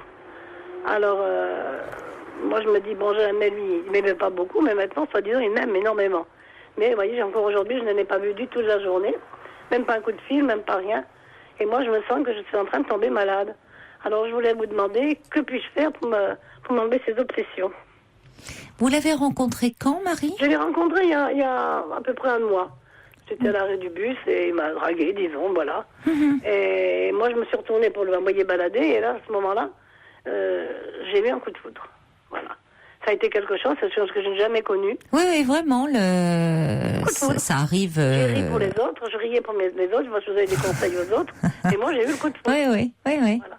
Et c'est ça me rendre dans la Il vous l'a dit d'emblée qu'il était marié? Non, pas tout à fait, mais bon, le lendemain. Mais ça, je ne regardais même pas ça, vous voyez. J'étais tellement prise que oui, sur le moment, vous avez été emportée. Oui, parce que ça non plus, c'était pas jamais voulu un homme. J'ai eu plusieurs hommes dans mon existence, mais j'ai jamais voulu un homme marié, parce que... Mais là, c'est bon, le ménage, elle est âgée, donc elle a au moins 15 ans de plus que lui. Et, bon, il a quel âge, lui, cet homme? Il a quel âge? Il a mon âge, 60 ans. 60 ans. Oui. Il est très bien, Alors au début, bon, il disait, oui, il faut pas t'attacher à moi, parce que je suis mariée, mais je m'attache à rien. Et finalement, lui-même, il s'est attaché, et on a fini par avoir des sentiments réciproques. Seulement, je m'aperçois que j'attends tout le temps, je ne le bois rarement. C'est ça qui m'épuise le plus. Oui, mais alors c'est embêtant si au bout d'un mois, vous rendez déjà malade. Ah oui, c'est ça qui est mauvais, oui. Ah, ouais. Que puis-je faire, Caroline, là, alors? D'après vous? C'est-à-dire que, à mon avis, il y a peu de chance. Il y a peu de chance qu'il quitte sa femme. Non. Non, c'est son intérêt. Vous savez, il a été pris jeune, et elle l'a épousé très jeune. Et lui, elle était beaucoup plus âgée. Et là, il a trouvé, d'ailleurs, il dit lui-même, il a une cage dorée, c'est ce qu'il dit. Et je pense que j'étais la sortie de cette cage dorée. Et moi, j'ai cru pouvoir m'y adapter, mais je suis... Non, mais déjà, dites-moi, Marie, oui. Vous allez un peu vite en besogne quand même. Ah oui, moi je vais toujours parce que oui, vous allez quand même très vite, parce que cet homme, vous vous rendez compte, vous l'avez rencontré seulement il y a un mois. Oui. Vous pouvez pas demander à quelqu'un en un mois de tout bouleverser dans sa vie. Mais je ne voulais pas qu'il bouleverse. Je veux qu'il reste avec sa femme, moi ça m'est égal. Moi-même je suis indépendante, maintenant je veux pas un homme alors qu'est-ce que vous voudriez exactement? De temps en temps, passer un moment ensemble, c'était à peu près, et puis petit à petit, il est bouffé par cette histoire. Ouais, il emmène sa bonne femme, il la sœur, il la lève, il la barre, enfin bon. Mais c'est-à-dire qu'il n'est même pas prêt à vous voir de temps en temps? Si, de temps en temps, il venait. Mais là, depuis quelque temps, ça tire. Parce que tous les jours, elle le fait sortir, vous savez. Il prend pas la voiture de lui-même, il faut qu'il... c'est elle qui décide, on sent. Il n'en parle pas parce qu'il dit jamais du mal d'elle, hein. Ça, on peut pas lui reprocher ça. Bah, ça, c'est plutôt constructif, Bien au sûr, fond. c'est constructif. C'est qu'il est il est respectueux. Voilà. Mais moi, c'est moi qui me rends malade. C'est moi qui tombe malade. C'est ça qui me... J'ai jamais pensé vous téléphoner. Ça fait des années que je vous écoute. Et je disais, ben moi, ça m'arrivera pas. Ben oui, ça m'arrive à moi aussi. Parce que ce soir, vraiment, j'ai le moral à zéro. Je pensais qu'il m'aurait appelé pour s'excuser. Parce qu'il n'était pas venu. Il peut très bien avoir un empêchement. Parce que moi, j'ai pas le téléphone, vous comprenez? Il me donne pas son téléphone. Donc, il me téléphone d'une cabine téléphonique. Oui, donc vous êtes toujours dépendante de Exactement, je lui, suis c'est dépendante. toujours à sens unique. C'est ce qui est Toujours embêtant. à sens unique. Oui, Même des fois, c'est embêtant. Je pourrais être malade, je peux même pas l'avertir, vous voyez. Ça m'angoisse parce que j'ai pas l'habitude de vivre comme ça. C'est lui qui mène le jeu dans cette relation. C'est lui qui mène le jeu. Oui, ça c'est très pénible. Et ça me pèse terriblement. Oui, Et je pourtant, comprends. l'aime, j'arrive pas à me l'enlever de la Oui, tête. mais c'est angoissant. Ben oui, mais en même temps, vous ne pouvez rien décider. Non, rien. Je suis moi qui suis quelqu'un qui décide, qui a toujours mené sa barque. Là, je me sens démunie complètement. Oui, mais alors vous savez, Marie, si déjà cette relation doit vous faire souffrir à ce point-là, je crois qu'il vaut mieux vous éloigner. Hein. Et oui, mais c'est difficile, je vais pas savoir le faire comme ça. Comment? Rien que d'y penser, j'en suis déjà malade. Oui, mais vous êtes déjà... cette relation, au fond, vous plonge dans l'angoisse. Ah oui, oui, absolument. Ça ne fait qu'un mois. Ouais. Vous imaginez si l'attachement on peut penser, va prendre le pas, enfin va s'accentuer, ou alors bon, peut-être pas, hein, peut-être que vous allez réussir à Parce que lui, il dit prendre aussi un qu'il est peu de très attaché à distance. moi. Comment? Il dit lui-même qu'il est très attaché à moi maintenant. Oui, mais la différence, c'est que lui, il a une vie. Oui, mais moi aussi, j'ai une vie, j'ai des enfants, je veux dire, je ne veux pas. Oui, vous avez des enfants, mais vous n'avez pas un compagnon. Non, mais je n'ai jamais cherché, je ne voulais pas. Le dernier compagnon que j'ai eu, il est mort d'une maladie. J'en voulais pas. Ça m'est tombé dessus comme ça. Je cherchais personne. C'est parce que c'est vraiment un coup de foudre. Je riais pour les autres, mais je ris pas pour moi, voilà. Oui, mais normalement, le début d'une relation, ça devrait être un peu dans... justement, ça devrait vous apporter de la légèreté dans votre vie. Oui, je pense. Et ça vous apporte déjà beaucoup de souffrance, je trouve. Beaucoup d'angoisse. Beaucoup d'angoisse, en tout cas. Donc ça ne va pas. Oui, alors qu'est-ce que vous pensez? Qu'est-ce que je dois faire? Mais je vous le dis, ce que j'en pense. Je pense que vous devriez vous éloigner un peu. Et On à ce habite moment-là... à 500 mètres l'un de l'autre, vous savez. Comment? On habite à 500 mètres l'un de l'autre, c'est difficile. Ah oui. Et vous ne vous étiez pas rencontrés Non, ça a été une coïncidence. C'était le destin. Vous vous êtes rencontrés à l'arrêt de bus auparavant, vous ne moi, l'aviez pas j'attendais mon bus croisé. pour remonter, oui. J'habite une ville de bord de mer. Oui. Et j'ai remonté et j'ai attendu le bus. C'est incroyable. Et hein. lui, il est venu, il était assis là avec un animal. Oui. Et puis le chien me léchait la jambe, il tirait sans arrêt. Et le chien, j'ai dit, oh, mais laissez-le, c'est pas grave. Hein. Ah, vous savez, j'aime pas qu'on fasse du mal aux bêtes, hein, jamais. Et je me suis retournée. Il dit que lui aussi, il a eu le coup de fou, et moi aussi. Ça, voilà, c'est qu'on partait de là. Et alors j'ai commencé à ne plus dormir la nuit, à pas beaucoup manger, je mange moins en moins. Et je me sens Ah, mais ça fatiguée, peut je me être sens- très... Ah oui, non, mais un coup de foudre, ça peut vraiment plonger dans un état d'angoisse. Hein. Oui, ah, oui. Bah, Parce que ça bouleverse terriblement. On Ça n'arrive bouleverse plus à terriblement. manger, plus à dormir. Plus manger, plus dormir, Eh oui, c'est vrai. oui. C'est Et très, lui, c'est c'est très pareil, perturbant. Le Et problème, c'est que si vous étiez dans cet état-là, mais qu'au fond, bon, c'est bouleversant parce qu'on se dit, c'est toujours bouleversant de se sentir tout d'un coup dépendant d'un autre. Exact. Hein, et de se dire, bon, jusque-là, je vivais bien sans quelqu'un, et puis là, mon équilibre, au fond, semble reposer, je dis bien reposer sur un autre ou une autre. Oui, oui. Mais là, le problème, c'est qu'il n'est pas libre. Je sais bien. Et non seulement il n'est pas libre, mais en plus il est, disons, exploité, il fait tout à la maison, il fait, vous voir, elle est couchée, enfin, il lève, elle se lève, elle va, ils ont 15 ou 16 ans de différence, il fait l'esclave, moi j'ai l'impression qu'il fait l'esclave. Oui, mais ça, c'est son problème. Oui, mais enfin moi j'en profite aussi de l'esclavage, parce que quand elle veut faire quelque chose, bon, on ne demande pas, vous voyez ce que je veux dire. Il sait pas dire non, il sait pas, enfin, voilà, c'est comme ça, quoi.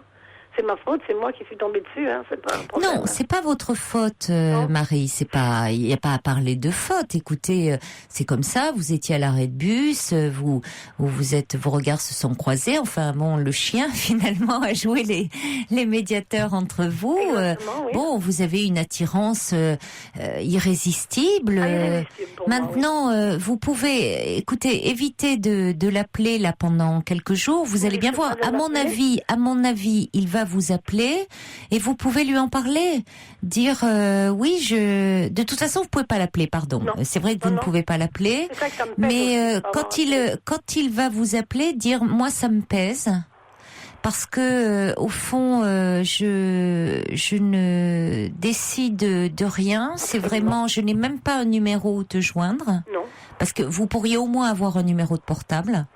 Il n'a pas de portable parce qu'elle ne veut pas qu'il en porte. Écoutez, il a pourrait pas s'en Internet. acheter un, après tout. Il pourrait s'en acheter Il n'a un. même pas Internet, alors on ne peut pas se rejoindre. Oui, écoutez, il pourrait s'adapter à la situation et au moins avoir un numéro de portable. Donc dire, me sentir comme ça, ne pas pouvoir te joindre et le fait que ça soit toi qui dans cette relation me sentir tributaire comme ça, non, ça ne me convient pas. Oui, bien sûr, c'est ça, mais je l'ai déjà C'est ce que dit Mariella. Finalement, vous devriez un peu le laisser tranquille parce qu'il maîtrise tout. Vous êtes constamment dans l'attente et vous vous faites du mal. Je sais exactement ce que vous dites. Je suis constamment dans l'attente. Or, je l'ai jamais Ce que fait dit parce que j'ai un Mariella, caractère assez indépendant. Et dans ma vie, j'ai eu des hommes. Je me suis remariée 2 fois. J'ai revécu 2 fois. J'ai jamais été dans l'attente. Au contraire, c'est toujours moi qui ai toujours mené le bal, pour ainsi dire. Vous voyez ce que je veux dire? Mais on sent que vraiment, là, je me lève. Je n'ai aucune. Il m'a pas appelé ce soir. Il m'appelle. Et vous êtes mal, vous êtes angoissée. Eh ben, je suis angoissée, mais c'est surtout parce que je me rends compte surtout que je vais vers un gros gouffre. Hein. Parce que dans quelques temps, il va partir à Paris, c'est comme Paris, et il va rester 6 mois sans venir. N'y allez pas dans le gouffre, Marie. Vous pouvez ne pas y aller. Mais c'est parce que vous avez la volonté de le faire. Oui, mais vous pouvez la trouver. Oui. Parce que si vous voulez, il faut vraiment penser à vous là, ne pas vous faire du mal volontairement. Ah oui, ça oui, c'est vrai. C'est vrai que je me fais du mal, oui, c'est vrai, je me fais beaucoup de mal. Hein. Vraiment. Sauf que je suis quelqu'un qui est assez, vous savez, assez. J'ai pas l'esprit à reconnaître ces choses-là comme ça, jamais. Hein. Non, vous m'avez l'air d'être une fonceuse. Hein? Vous m'avez l'air d'être une fonceuse. Ah, je suis une fonceuse, j'ai toujours été. Oui. Je me suis retrouvée plusieurs fois seule. Oui, mais là, ça ne dépend pas que de vous. Ah non, ça ne dépend pas que de moi. Et c'est là où est Loïc. Parce que je n'ai aucun pouvoir. Quand il m'appelle, il me parle, mais des fois il m'appelle à minuit, 1h du matin, je suis heureuse. Mais après, une fois que c'est raccroché, c'est fini, vous voyez. Oui, mais c'est pas possible ce genre de relation. Vous êtes comme ça dans l'attente et où vous ne pouvez rien maîtriser. Je ne maîtrise absolument pas. Et c'est ça qui me rend C'est ce que malade, dit Julie. Que faire? Ne plus répondre à ses appels, souffrir un bon coup, s'occuper l'esprit pour éviter de penser à lui. Seul le temps soigne les blessures de l'amour. Oui, je sais bien. Ça, il n'y a pas qu'à moi que ça arrive. Quelqu'un dit l'amour souffrance, quel intérêt. Oui, éloignez-vous, ça va vous aider un peu. Mais m'éloigner, je ne peux pas, j'habite à Beracon. Non, éloignez-vous. Moralement. Moralement. Oui, moralement, je peux. Éloignez-vous moralement. Apaisez-vous. Eh oui. Et c'est First Lisa dit bon, je vais éviter les arrêts de bus et les hommes avec des chiens. Justement, demain, j'y vais à l'arrêt de bus, pas justement. Ouais. Parce que je vais faire des courses Attention dans un à grand magasin. vous avez vous seul pouvez vous protéger, hein. Ou comme vous dites, plonger dans le gouffre. Habituellement, j'ai beaucoup de volonté, Caroline, mais là, je n'en ai pas. Rien que de penser que je vais lui dire que c'est fini, j'ai des angoisses terribles. C'est ça qui est terrible pour moi. Voilà. C'est ça que je ne. C'est ça, je ne sais plus quoi faire, quoi. Je suis un peu perdue, c'est pour ça que je vous ai appelé d'ailleurs. Dites-lui en tout cas que au fond vous vous rendez compte que cette histoire, malgré l'attraction que vous ressentez pour lui, n'est pas faite pour vous. C'est certain. Hein? Si le mot fini est compliqué, dites que c'est pas une histoire faite pour vous. Oui, le mot fini est compliqué, c'est clair. Bon, vous pouvez en utiliser un autre. Voilà. Et s'il me relance? Écoutez, il peut me voir tous les jours, je passe presque devant chez lui tous les jours. Oui, évitez, trouver un autre chemin. Oui, mais si j'habite une petite ville et... On peut toujours trouver. Vous, jusque-là, vous ne l'aviez pas croisé, Marie. C'est-à-dire que je l'avais aperçu une fois, mais ça m'avait rien fait. Oui, mais jusque-là, vous l'avez aperçu qu'une fois. Donc c'est parce que là, ça devient une obsession. Tous les ans, hein, je veux dire. Bon, parce que là, pour le moment, vous êtes dans l'angoisse et vous n'entendez pas. Hein. Vous êtes vraiment un peu dans l'obsession. Oui, c'est vrai. Bon. Oui, ça devient obsessionnel. Il faut que vous vous apaisiez un petit peu. Ouais. Bon, alors je vais essayer de faire comme ça. Hein. Bon courage. Merci. Au revoir, Marie. Au revoir. Ah, j'adore ce duo, Axel Bauer et Zazie, à ma place. Un petit courriel de Fafa qui a écouté le témoignage de Daniel. Daniel qui nous parlait de son histoire de couple singulière avec cet homme qu'elle avait épousé en sachant qu'il était homosexuel. Elle dit ce témoignage me touche particulièrement parce que j'ai l'impression que cette dame s'est un peu perdue et s'est perdue sur le chemin de son idéal familial en oubliant qu'elle était une femme avant d'être une mère et une épouse. Moi, tout au long de ma vie, j'ai 35 ans, j'ai toujours tout fait pour me cacher sous mon poids et pour la première fois, je n'ai plus peur de devenir femme. Rien n'est jamais perdu pour enfin vivre. J'espère que ses premières vacances avec son ami lui ouvrira les yeux. Et justement, j'ai reçu un SMS aussi d'Aline qui me dit: je fais partie de l'association Contact. Contact, c'est une association qui aide les jeunes homosexuels, leurs familles. Et elle dit justement pour cette dame, il existe aussi une association femmes d'homosexuels. Donc Aline a transmis le numéro de téléphone. Donc merci beaucoup.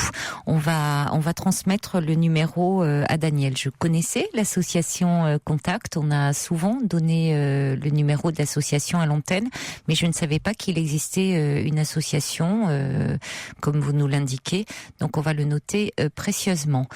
Et il y a Osiris qui dit: pourquoi ne pas faire une soirée à thème sur le coup de foudre? Pourquoi pas, effectivement. On a également, y a quelqu'un qui me demande lune de miel, qui me dit: êtes-vous sûre, Caroline, que l'amour soit porteur de légèreté? Ah, vaste question. Oui, je disais à Marie que normalement, ça devrait débuter un peu dans la légèreté. Je me disais ça par rapport peut-être au premier moment quand même de la rencontre, quand on est dans la séduction, quand on va retrouver l'autre, quand vous savez quand les premiers temps, les déclarations d'amour où on se sent tout d'un coup extrêmement léger, où tout nous paraît subitement oui, plus rien, tous les petits problèmes ou gros problèmes qu'on peut avoir, tout ça, on a l'impression que ça s'envole, ou on aura envie d'embrasser tout le monde, ou à ce moment-là, le monde nous appartient quand on est amoureux. Après, évidemment, il y a les angoisses qui surviennent. Est-ce que, au fond, ce sentiment est partagé? Est-ce que, justement, quand on se rend compte qu'on est réellement amoureux ou qu'on aime, c'est encore un autre degré dans l'intensité. Est-ce que c'est vraiment partagé, qu'on se rend compte que, au fond, il y a du coup de la dépendance qui s'installe, parce que il y a ça quand on aime quelqu'un. C'est un peu angoissant de se sentir dépendant, ça fragilise. Donc bien sûr que c'est jamais totalement léger, mais je parlais peut-être de ces premiers moments où on se demande comment on va s'habiller, surtout quand on est une fille, pour rejoindre l'homme qui nous fait craquer au restaurant, par exemple. Vous voyez, des petites choses comme ça où il vous dit qu'il vous trouve belle, ou il vous dit, voilà, là tout ça est léger. Mais c'est vrai qu'après il y a des choses où c'est ça devient plus vite un peu compliqué. On va accueillir Laetitia. Bonsoir. Bonsoir Caroline. Bonsoir Laetitia. Alors bonsoir. Je suis un petit peu gênée parce que j'en ai rarement parlé de ce qui m'est arrivé. Mais oui. en fait, je vous écoute très rarement. Je travaille de nuit. Oui. Et qu'est-ce que vous faites? Allô, Laetitia? Vous êtes avec nous? On a perdu Laetitia. Bonsoir Véronique. Bonsoir Caroline. Bonsoir. Ben voilà, je voulais réagir sur le message d'Hervé, ce qu'a dit Hervé. Parce que j'ai pris l'émission sur les secrets de famille. Oui, voilà. Oui. Parce que moi aussi, j'ai été victime d'un secret de famille assez lourd. Ça m'a fait souffrir pendant toute mon adolescence. Je ne comprenais pas, on me cachait beaucoup de choses, mais on m'envoyait des pics de temps en temps. C'est à cause de ta mère que tu as tel problème, que tu es aveugle, voilà. c'est à cause de ta mère que tu es aveugle, et même mon propre père me disait ça. Alors au début, j'ai demandé, est-ce qu'elle a eu la rubéole? Parce que je sais que quand on a la rubéole, on peut, en étant enceinte, avoir un enfant anormal ou aveugle ou muet ou sourd, enfin beaucoup d'handicaps comme ça. Oui. Et puis finalement, c'est en étant adulte que j'ai tout appris, c'est-à-dire il y a 2 ans, j'ai 51 ans, donc j'ai appris ça il y a 2 ans. Oui. C'est mon père qui avait besoin ce soir-là de parler, parce que il m'a fait mener une vie très dure à ma sœur et à moi, mais surtout à moi. Il m'a fait vraiment mener une vie dure. C'est moi l'aînée. En vérité, je suis la deuxième, parce que l'aînée est morte. On serait 3. Si elle avait vécu, on serait 3. Et donc, mon père m'a tout déballé comme ça, en discutant un soir. On a discuté pendant 2 heures, d'ailleurs, au téléphone, ce jour-là. Et j'avoue que j'en ai été tellement sidérée que première réaction que j'ai eue, c'est que je lui parlais, mais de banalité. Je n'ai pas arrêté de lui parler pour autant, mais c'était de la banalité. Il fait beau, il fait froid, patati patata. Et puis après, malheureusement, j'en suis arrivée à la dépression. Et là, ça fait 1 an que je me soigne. Donc, quand j'ai entendu Hervé qui racontait son problème, je me suis rappelée de tout ce que j'ai subi, tout ce que j'ai souffert quand j'étais gamine. Et j'avais d'autres camarades qui étaient révoltés parce que eux étaient abandonnés par leurs parents. Je me disais, toi, tu n'es pas abandonné quand même, tes parents te voient de temps en temps. Oui. Mais en même temps, je me disais, mon père n'aime pas. Et il me le faisait sentir qu'il m'aimait pas. Mais il était tellement maladroit, d'avoir une fille aveugle, pour lui, c'était une honte. Et maintenant, il regrette tout ce qu'il a dit, il regrette tout ce qui s'est passé. Vous avez pu en parler avec lui? Ah oui, on en a parlé pendant... Pourquoi à ce moment-là, il vous a dit ça et de cette façon-là? C'était un père très violent. Maintenant, il s'est calmé parce que par la force des choses, l'âge aussi, il fait beaucoup, il a vieilli. Il a vu aussi que ma sœur n'a pas autant de contact avec lui que moi, pas aussi souvent. Et il voit que moi, je me rapproche de lui, alors que j'aurais pu au contraire m'en éloigner, puisque ça m'a fait plus de mal que de bien. Mais oui. Mais bon, je crois en Dieu, et je pense que c'est ça qui m'a permis de me sauver, parce que j'ai toujours eu l'espoir qu'il reviendrait, qu'il se repentirait de tout ce qu'il a fait, de tout ce qu'il nous a fait vivre. Et c'est vrai que pendant très longtemps, j'ai pensé que c'était à cause de lui que ma mère est morte. Bon, elle est morte de dépression, mais surtout d'une grave maladie au foie qui l'a emportée rapidement. Et lui, quand il a su qu'elle était morte, il a dit c'était la mère de mes enfants. Soi-disant qu'il a pleuré, moi je sais pas, j'étais pas là. Ça s'est passé à plusieurs centaines de kilomètres, donc par téléphone. Il a juste dit c'était la mère de mes enfants. Mais voilà quoi, tout ça, j'ai lié tout ça. C'est lourd, oui. À ce que j'ai vécu, j'ai lié tout ça et je me dis que voilà, les personnes qui souffrent de ça, il y a peut-être beaucoup de culpabilité parce que finalement, lui aussi, vous savez, parfois, par rapport à un handicap, les parents souvent se sentent très coupables et se rejettent mutuellement la responsabilité. Voilà. Et alors que ma mère a toujours été très très douce avec moi, elle m'a toujours beaucoup aimée. Heureusement, ça a compensé. Ça a compensé, voilà. Parce que mon père prenait régulièrement ma sœur sur ses genoux, par exemple, mais moi non. Bon, c'était des détails, mais maintenant que j'y réfléchis... Oui, c'était pas un détail pour vous, hein. Voilà, pour moi, c'était pas un détail, voilà. Et tout ça, ça m'a fait souffrir. Mais je comprends. J'étais en pension, loin de mes parents. Une fois, la directrice lui a donné un petit coup d'inquiétude en lui disant, vous savez, votre fille a des difficultés, elle serait mieux si elle était en famille. Parce que je rejetais complètement le fait d'être enfermée là-dedans. J'appelais ça la prison, d'ailleurs. L'institut où j'étais, j'appelais ça la prison. Pour moi, c'était la prison, et puis c'est tout. La caserne, enfin, les autres trouvaient des noms, les autres garçons aussi disaient ça.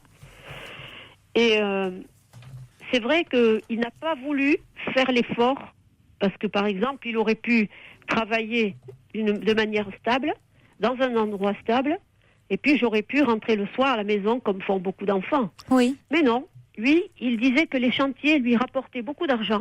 Il ne voyait que l'argent qui comptait. Oui. Tout ça pour s'éloigner de moi, qui lui rappelait trop ma naissance, enfin toute. C'était trop dur pour lui de penser, elle existe, elle est là, bon, il faut la supporter, elle est là. Et quand il m'a raconté toute cette histoire, oui, tu comprends, ce sont des mariages consanguins dans la famille, alors voilà, tu es né comme ça. Bon, quand j'ai reçu ça en pleine figure, comme il avait dit à l'adolescence que on devrait inventer des piqûres pour tuer l'enfant dès qu'il naît, dès qu'on voit qu'il a un handicap, on devrait le tuer. Souvent, il avait dit ça. Un jour, ce jour-là, je lui ai dit, mais pourquoi vous ne m'avez pas fait faire la piqûre en question? Il m'a dit, c'est des piqûres, c'est pour les animaux. Je lui ai dit, oui, mais tu n'avais pas dit ça à l'époque. Et il en est resté mal à l'aise. Je sais que je l'ai mis très mal à l'aise, mais il fallait que ça sorte. Oui. C'est une très grande violence, oui. Oui, c'était... et encore, moi, j'ai fait partie des personnes qui n'ont pas été trop violentes avec lui, parce que ma sœur, elle a été très dure avec lui. Oui, mais en même temps... pour autre chose de c'est plus... aussi très violent. Hein, oui, il a été très violent, très dur. Donc vous comprenez, en tout cas, vous aviez envie de réagir au témoignage d'Hervé et de ses secrets. Oui, voilà. Les secrets, moi, je trouve que c'est très lourd de porter un secret familial. Oui. Et que quand on peut en parler à quelqu'un, ça libère. Et je suis sûre qu'Hervé, en ayant parlé avec vous ce soir, ça l'a libéré, parce que d'entendre tout je crois qu'il avait besoin, enfin, il en parle depuis un moment, Hervé, mais il en parle en thérapie, il en parle, je sais pas, je crois qu'il faut qu'il se libère d'une culpabilité. Vous êtes en thérapie aussi? Non, pas encore. Le médecin voudrait que je fasse une thérapie. J'hésite encore pas mal. Donc, elle m'a donné le numéro de téléphone et le nom Je pense que ça serait important. Une psychiatre. Enfin, compte tenu de votre histoire. Oui, voilà. Je pense que c'est important. Même si vous avez, on sent beaucoup de ressources en vous, hein. Oui, pour avoir traversé tout ça. On a eu beaucoup de galères. Oui, mais je pense que si votre médecin vous le conseille, ça peut aider. On vous sent, ça peut aider. Merci en tout cas. Beaucoup de nous en avoir parlé. C'est une grande joie pour moi de vous écouter, parce que j'écoute le plus souvent possible. Bon, là en ce moment, vu que j'ai eu un accident, je peux pas trop bouger, donc je peux pas trop marcher, donc je suis dans mon lit la plupart du temps. J'écoute la radio, ça me fait du bien. Et j'aime beaucoup Europe 1, donc voilà. Écoutez, bonne convalescence, rétablissez-vous vite alors, Véronique. Au revoir. Merci, au revoir, Caroline. Au revoir. 39 21, 34 centimes la minute.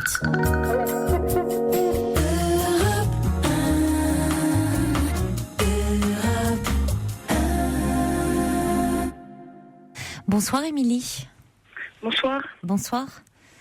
Merci de m'accueillir. Je vous appelais en fait parce que j'ai un énorme problème, enfin un problème qui me prend un peu tout mon moral, toute mon énergie. Ça fait maintenant 7 ans que je suis avec mon ami. Oui. Et un peu plus de 2 ans qu'on est sous le même toit. Et depuis qu'on est sous le même toit, en fait, on a quasiment plus de rapport. Enfin, plus le temps avance et moins on en a. Donc depuis toute cette durée-là au début, je pensais que c'était peut-être le fait d'être installé sous le même toit qui devait, ça devait prendre un peu de temps pour pouvoir se mettre en place. Oui. Parce que je vous explique, en fait, c'est le premier homme que j'ai connu sexuellement. D'accord. Voilà. Donc vous l'avez connu à quel âge Environ à 25 ans. D'accord. Et donc, c'est vrai avant de le connaître, je me faisais une idée des hommes assez commune, je dirais, à savoir que pour moi, dans une relation homme-femme, c'était plus l'homme qui était demandeur, en règle générale, je dis bien. Oui. Et, ce qui est assez souvent le cas, hein. Voilà, donc vous confirmez, donc ça me rassure. Oui. Et alors voilà, quand on s'est retrouvés sous le même toit, ça se passait plus ou moins bien, on s'entend bien à côté de ça. Mais d'un point de vue sexuel, c'est vraiment, c'est devenu, il a rendu carrément le sujet tabou. Il est pas demandeur, quoi. Il semble pas très intéressé depuis que vous vivez ensemble. Oui, mais en attendant aussi, quand on n'était pas sous le même temps, on se voyait qu'une fois par semaine. Et c'était, oui. C'était dans les chambres d'hôtel, et puis c'était dans des conditions pas vraiment idéal, mais c'était qu'une fois par semaine. Donc, au début, je me disais que c'était peut-être son rythme. Et puis il est arrivé des moments où on pouvait rester 3 semaines sans rien faire. Et moi, au début, j'avais tendance à essayer tout et n'importe quoi, si je puis dire, les tenues, lui en parler, en pleurer, crier. Enfin bon, je peux dire que j'ai tout essayé. J'ai même parlé du sexologue que je suis allée voir toute seule au final, alors que c'est pas moi qui ai le problème. Quoi vous dire de plus là pour. Vous êtes allé voir un sexologue par rapport parce que vous vous posiez des questions? Oui. Oui, en fait, à la base, j'en avais parlé à lui, en lui demandant ce qu'il en pensait. Il m'a dit que, il était très réfractaire à cette idée. Et, c'est en usant de, pas de méchant, parce que ça marche pas, mais je veux dire, en lui en parlant, on insiste, en disant que ça comptait vraiment pour moi et pour notre couple, parce que ce qui est assez paradoxal, c'est qu'il a l'air de beaucoup tenir, enfin, il tient beaucoup à moi, c'est ce qu'il me dit, et puis même... Ah oui, c'est pas incompatible, hein. Il peut vous aimer... Il peut vous aimer très fort et avoir une libido un peu faible.